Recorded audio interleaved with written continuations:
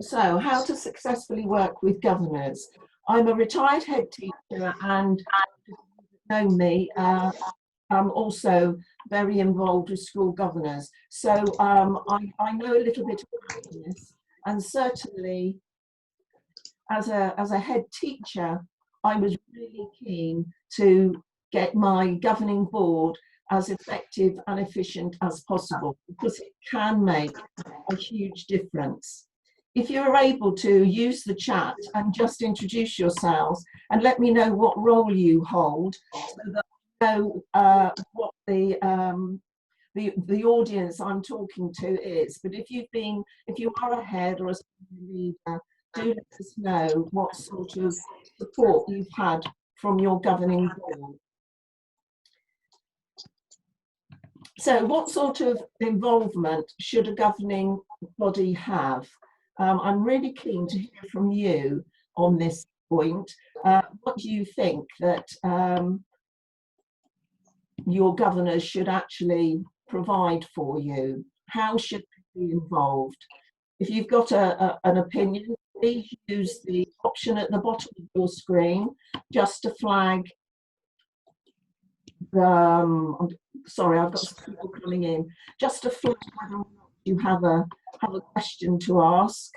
If we can use the clapping symbol for a question, but at this point, I'd just like your opinions on what involvement should a board have in a school. You have to have one, but what sort they are, you may have an opinion on that.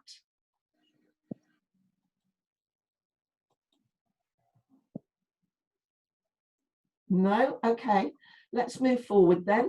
Okay, there seems to be an opinion that governing boards are either like this, which is Vicar of Dibley, and very, very pleasant, very helpful when it comes to fetes and possibly garden parties. They're invariably able to make cakes, and sometimes they actually get themselves into working with the children.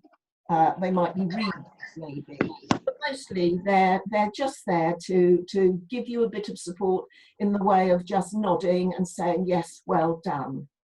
Another view of governors is that they're like Alan Sugar. They take over, they think that they know what they're supposed to be doing, and they can be really uncomfortable, I think. So, you know, neither of them are really what we want from a governing board. We need somewhere in the middle, which is obvious, really. But how do you actually go about that? Well, let's establish what the board is there for. These are the core functions of the board. And the first three are definitely accepted functions. The fourth at the bottom is one that the National Governance Association is really keen to get established. But the first function is to ensure the clarity and vision and ethos of the school. That will obviously be led by school leaders, but the governors, it is the governor's vision, and they really do need to make sure that they know what the strategic vision is and that it is part of the school's ethos. Their next role is, which is the one that quite often causes problems, which is holding executive leaders to account. I was speaking to someone the other day and they felt that the word accountability might be better if it was changed to assurance, so that people were actually able to feel about what is going on. Could you please mute your microphones unless you want to say something. If you want to say something, that's fine. Can you just put a hand up, use the clap in the box so that we know that you want to say something, or really just use the chat. So the second function is to hold executive leaders to account for the educational performance of the organisation. And then, of course, they do need to make sure that the money is being well spent and that there is a plan moving forward. The fourth function, which, as I say, NGA are really keen to introduce, is for the engagement of stakeholders. And I'm sure you'll agree that over the crisis, it has been really important that stakeholders have been kept in the loop all the way through. So, when you've got a board of governors, what sort of things can they bring with them? Because I think sometimes we forget they are coming with skills and talents. So the first thing they can bring, hopefully, is enthusiasm. They will have gone through at least having to make an application to join your board. They would have found out something about your school. So they would be coming with enthusiasm. They will also be coming with a desire to make a difference. Most people are not going to do 2 hours of their life 6 times a year at least if they don't really want to make a difference to young people's lives. Another thing that they will bring that sometimes school leaders, as school leaders, we forget, they're going to be bringing the experience of the world of work. Sometimes those of us in education can get very funneled. We can just miss the point that actually there is a bigger world out there. And there are lots of things that we can learn, both about governance and about running organisations from that world of work that our new governors can actually bring with us. They can bring specific skills that the school needs. So for instance, we're often keen to get somebody on the board who has some understanding of HR, or somebody who has some understanding of finance, beyond just looking at a spreadsheet. All of these skills will be able to help the various roles of school staff to help lighten that load. But they will also be bringing with them a concern that they know nothing about education. And I'm sure those of you who have sat round a table with governors will have heard that phrase, but I'm not an educationalist. And for some, that is where they stop.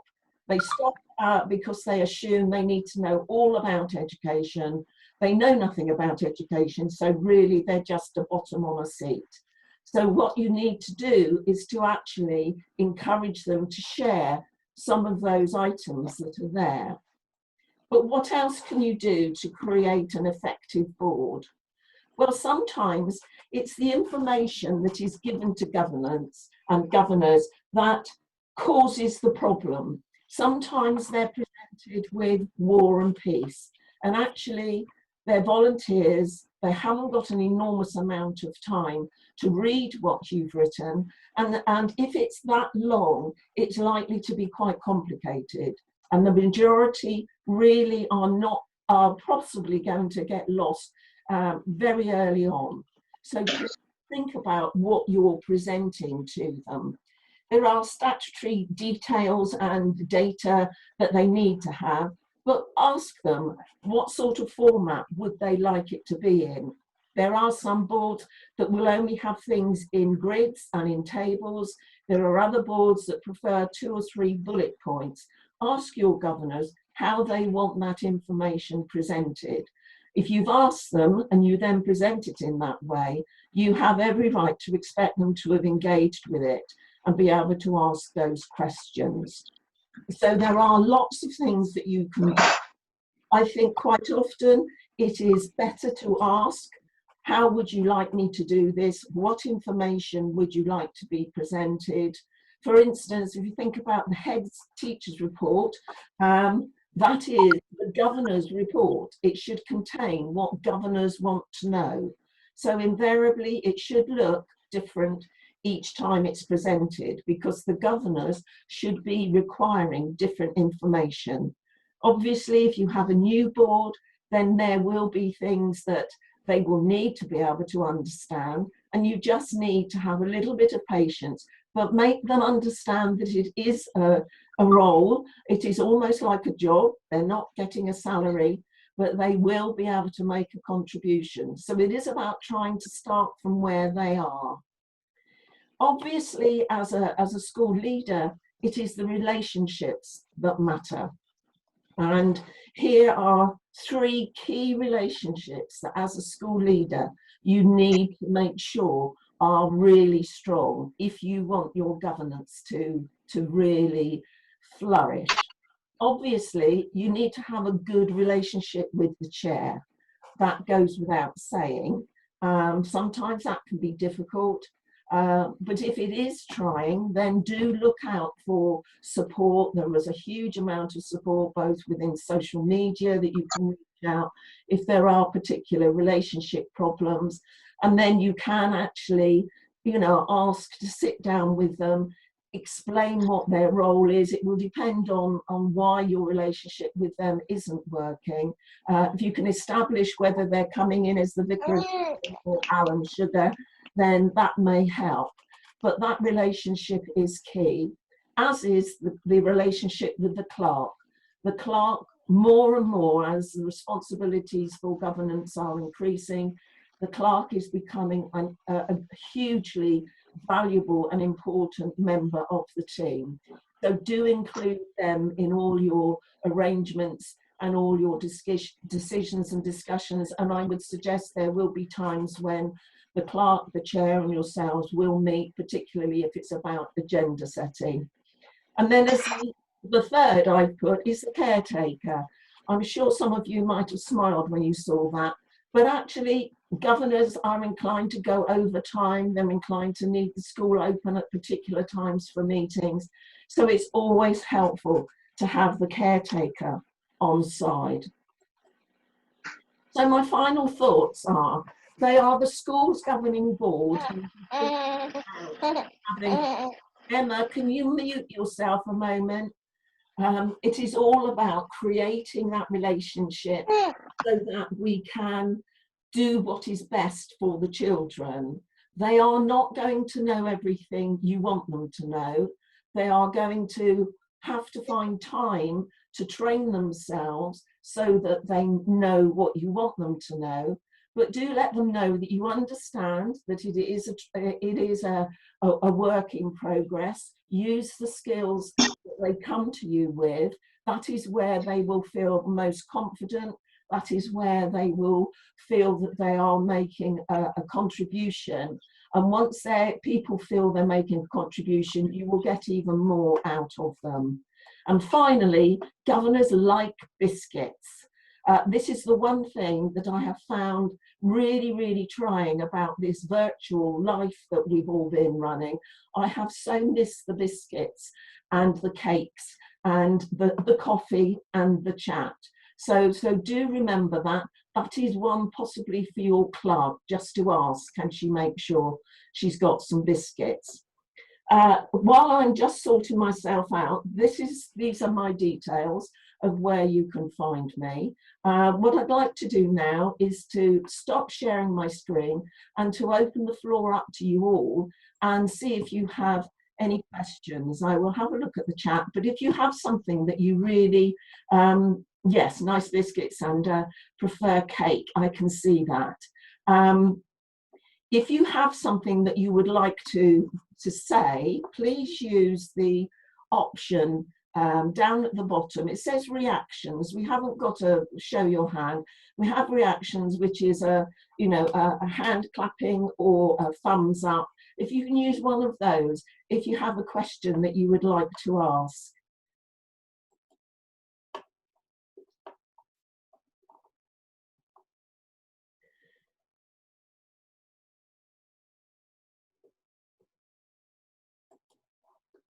Perhaps we could have some sharing of how your governors are.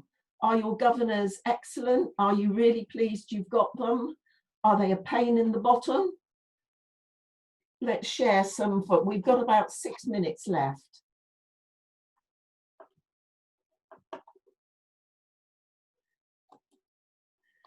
Point taken, Joe.